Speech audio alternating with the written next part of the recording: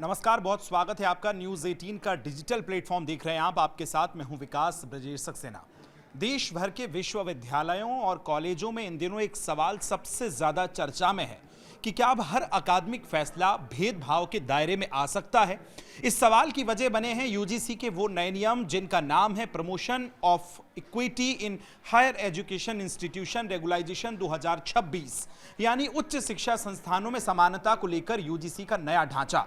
इन नियमों का मकसद साफ है कि कोई भी छात्र, शिक्षक या कर्मचारी जाति, धर्म, लिंग, जन्म स्थान या दिव्यांगता के आधार पर भेदभाव का शिकार ना हो।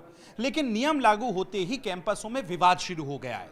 कुछ लोग कह रहे हैं कि ये नियम जरूरी हैं, जबकि कुछ लोगों का कहना है कि ये कैंपस में डर का माहौल बना देंगे।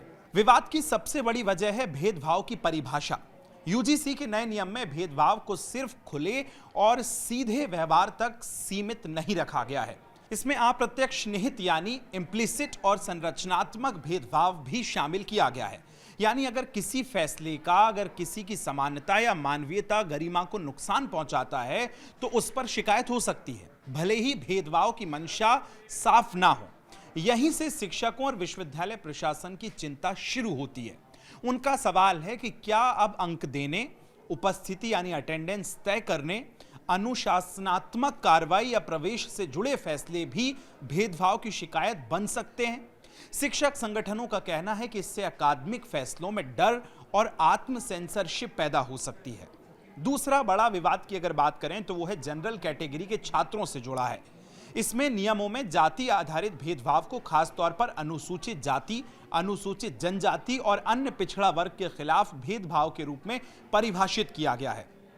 इस पर अब सवाल ये उठ रहे हैं कि क्या गैर आरक्षित वर्ग के छात्रों की शिकायतें भी उसी गंभीरता से सुनी जाएंगी। कुछ छात्र संगठन इसे रिवर्स डिस्क्रिमिनेशन यानी कि उल्टा भेदभाव बता रहे हैं। वहीं सामाजिक न्याय से जुड़े संगठनों का कहना है कि यह व्यवस्था ऐतिहासिक रूप से वंचित समुदाय को सुरक्षा प्रदान करने के लिए है। अब इस मुद्दे पर सियासत तेज हो गई है। विपक्षी दलों का आरोप है कि केंद्र सरकार विश्वविद्यालयों के जरिए सामाजिक नियंत्रण बढ़ाना चाहती है और अकादमिक स्वायत्तता को कमजोर कर रही है। वहीं सत्तारूढ़ पक्ष का कहना है कि विपक्ष जानबूझकर भ्रम फैला रहा है और यह नियम संविधान में निहित समानता और सामाजिक न्याय के सिद्धांतों के अनुरूप हैं। कुछ राज्यों की सरकारों ने भी केंद्र से इन नियमों पर दोबारा विचार या स्पष्ट दिशा निर्देश जारी करने की मांग की है, जिससे यह मुद्दा अब सिर्फ कैंपस तक सीमित नहीं रह गया है।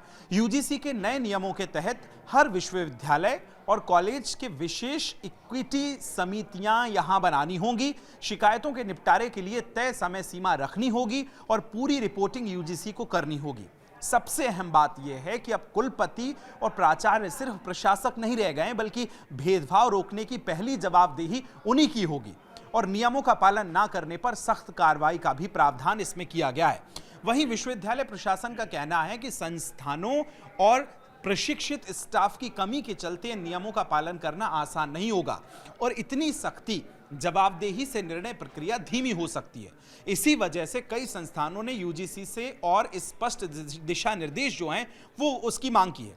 कुल मिलाकर यूजीसी के इक्विटी नियम 2026 उच्च शिक्षा में समानता लाने की एक बड़ी कोशिश है, लेकिन असली सवाल यही है कि क्या ये नियम भेदभाव के खिलाफ मजबूत ढाल बन सकेंगे या फिर कैंपसों में नए टकराव, डर और सियासी खींचतान की भेंट चढ़ेंगे। इसका जवाब आने वाला समय तय करेगा। देखना होगा इस पर क्या फैसला लिया जा सकता है। इस पर जब विचार होगा तो क्या ये फैसले बदले जाएंगे या यूं ही ये फैसले कायम रहेंगे। आप इस पूरे विवाद पर, इस मसले पर क्या सोचते हैं, कमेंट करके जरूर बताएं। फिलहाल शुक्रिया।